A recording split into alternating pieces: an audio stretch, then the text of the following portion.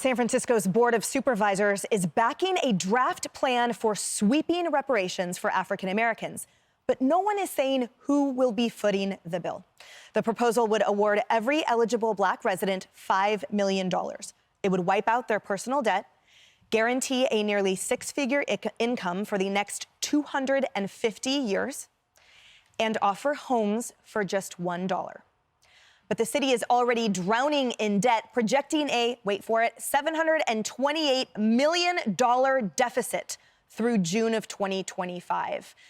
Kaylee, you can't make up both the fantasy ideological nature of this proposal and the absolute derelict, toxic budget accompanying it. Yeah, it's so true. John Dennis, who's the head of the San Francisco Republican Party, said this is a completely unserious proposal. He said the $5 million lump sum payout seems ridiculous.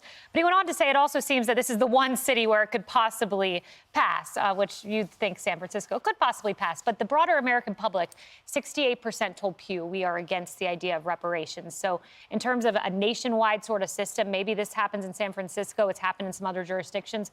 I don't foresee this having broad support nationwide. San Francisco is one of the towns where Walgreens shuttered all of their locations there. Yeah. The African American and underserved population in San Francisco has been disproportionately affected by the crime, by the COVID wasteland happening, and all the more. So if they want to help those residents, I don't think an unserious proposal is the way to do it. So I wonder, how do you actually qualify for this? Are we doing like a huge genetics study? Well, if you were, and my mom was a social worker, I talk about it all the time.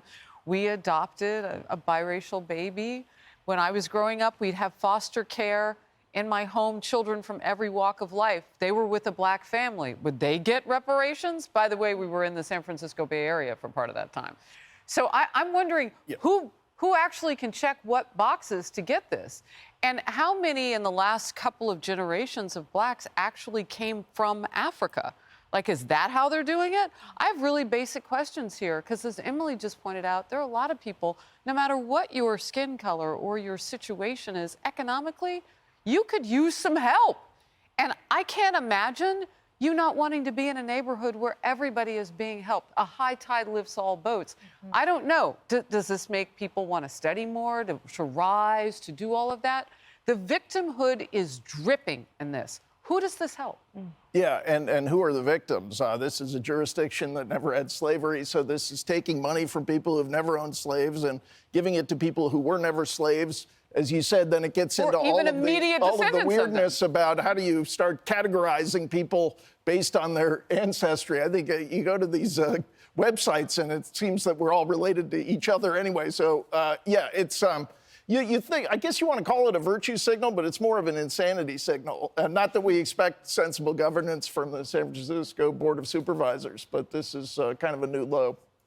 Well, yeah, and it's an illegal and immoral wealth transfer. That's all it is. It's not about compassion. It's not about human flourishing. It's not about lifting people up at all. It's about power. It's about the left saying, we'll give you free stuff if you vote for us, so vote for us. And who's going to foot the bill? We all know who's going to foot the bill. It's the taxpayer. And the mass exodus from California speaks for itself. California is not working. It's going to work even less if this happens. Yeah, I haven't had this discussion with my biracial adopted sister, but I think I should. I want to know from her perspective, too. Raised by Black parents really just like me. Point. Who's Blacker? Like, this is ridiculous. This divides us in ways that we can't even conjure. Yes. Yes. Leave it to San Francisco. Hey, everyone. I'm Emily Campagno. Catch me and my co-hosts Harris Faulkner and Kaylee McEnany on Outnumbered every weekday at 12 p.m. Eastern. Or set your DVR. Also, don't forget to subscribe to the Fox News YouTube page for daily highlights.